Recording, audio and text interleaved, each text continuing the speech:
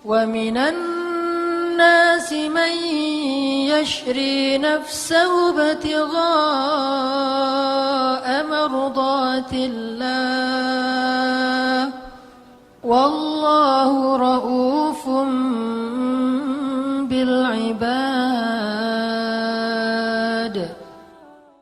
Kalau kita ngomongin tentang hijrah yang memang bertepatan dengan apa yang sedang kita alami sekarang, sebagian besar dari kita ini mungkin baru berhijrah. Ada yang hijrah status. Hijrah status itu dari pacaran jadi nggak pacaran. Ada yang hijrah pekerjaan, dari yang riba meninggalkan riba. Ada yang hijrah penampilan, dari yang nggak berhijab sekarang sudah berhijab, Masya Allah. Ada yang hijrah perilaku, dari yang tadinya marah-marah, emosi, sekarang lebih kalem. Dan banyak lagi varian-varian dari hijrah kita yang intinya dari yang buruk kepada yang baik. Dalam proses hijrah ini, apapun varian dan bentuk hijrah kita, maka ada satu sunnatullah yang berlaku kepada semua orang yang berhijrah. Mau itu nabi, para sahabat, orang-orang solih sebelum kita, semua mereka akan menjalani sebuah proses dari sunnatullah dalam berhijrah. Para ulama mengatakan dalam hijrah itu ada dua fase yang akan dialami oleh semua orang yang melakukan proses hijrah. Fase yang pertama kata ulama adalah fase ibtila, dan fase yang kedua adalah fase tamkin. Apa itu fase ibtila? Ibtila itu dari kata bala, yang kemudian menjadi bahasa Indonesia bala, artinya ujian. Maka nanti teman-teman bisa ngecek di dalam Al-Quran, yaitu surat Al-Ankabut ayat pertama, kedua, dan ketiga. A'udzu billahi minasy syaithanir rajim.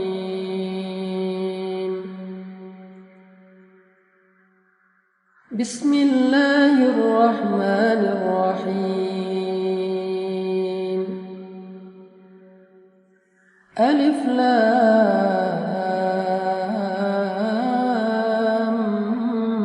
Mim.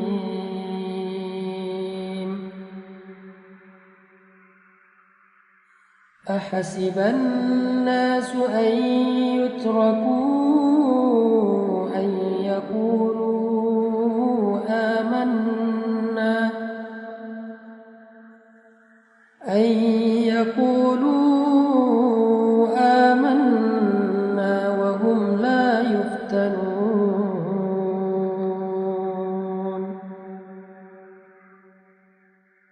وَلَقَدْ فَتَنَّا الَّذِينَ مِنْ قَبْلِهِمْ فَلَيَعْلَمَنَّ اللَّهُ الَّذِينَ صَدَقُوا وَلَيَعْلَمَنَّ الْكَاذِبِينَ.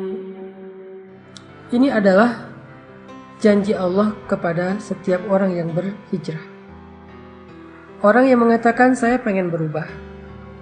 Orang yang mengatakan saya pengen beriman. Orang yang mengatakan saya pengen bertaubat. Orang yang mengatakan saya pengen ninggalin riba.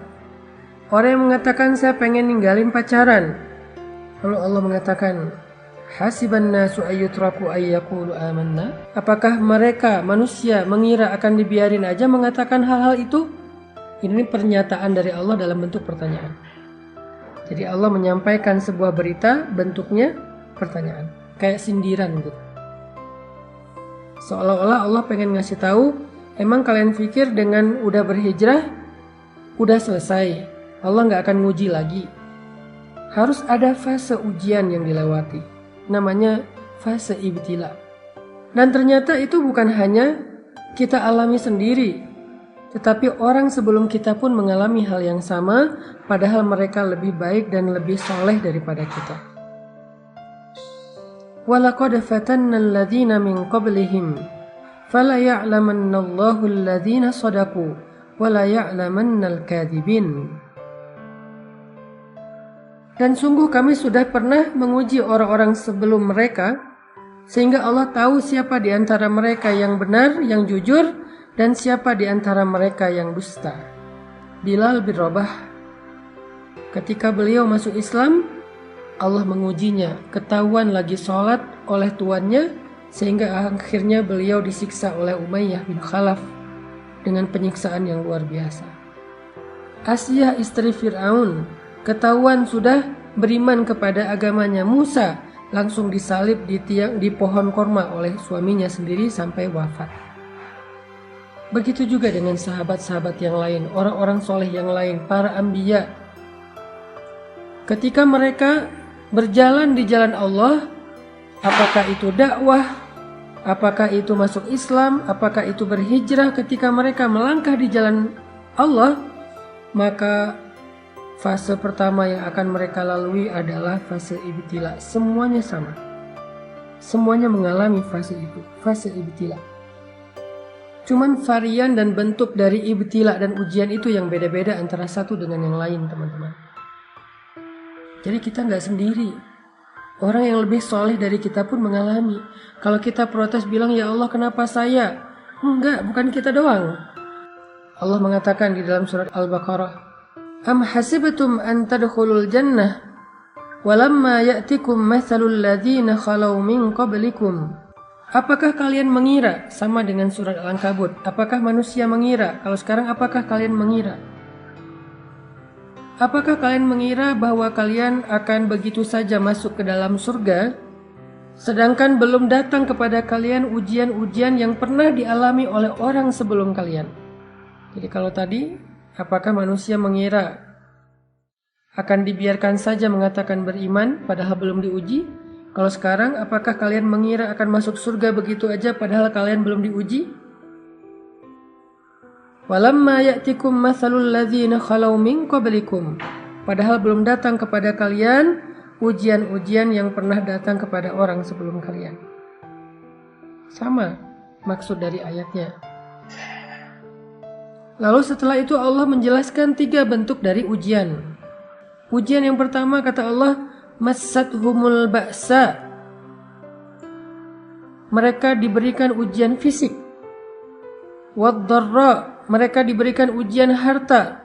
Wazulzilu, mereka diuji dengan ujian perasaan. 3 jenis ujian kata Allah.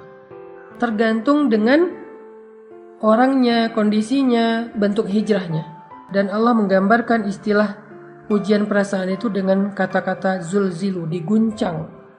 Ini adalah fase yang Allah janjikan kepada semua orang yang berhijrah. Gak ada yang enggak. Semua ngalamin. Ada yang mengalaminya ujian fisik, lelah, sakit. Kalau sahabat dulu disiksa. Ada yang mengalami ujian harta, ditipu orang, kelaparan, bangkrut, gak punya kerjaan, gak punya penghasilan, habis hartanya. Ada yang diuji dengan ujian perasaan, disakiti, ditinggalkan, dikhianati, dihina, dicela, dicemooh, digibahin, difitnah, dan seterusnya. Semuanya mengalami salah satu dari 3 ujian ini atau ketiga-tiganya. Saking beratnya ujian yang dialami oleh Nabi dan para sahabat, sampai mereka mengatakan, Mata nasrullah. Hatta yaqular rasul walladzina amanu ma'ahu, Mata nasrullah. Kapan datangnya pertolongan Allah? Kapan kita keluar dari ujian ini? Kapan semua ini selesai? Kapan semua ini berakhir? Mata nasrullah. Nabi loh yang nanya, sahabat yang nanya, saking beratnya ujian mereka. Allah menjawab, Ala inna nasrullahi qarib. Bukankah pertolongan Allah sudah dekat? Apa maksud Allah di dalam ayat ini?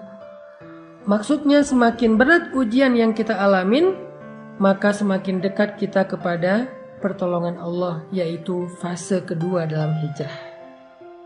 Yaitu fase tamkin namanya. Fase ditolong oleh Allah SWT. Fase ketika Allah membukakan jalan keluar. Wa may yattaqillaha yaj'al lahu makhraja.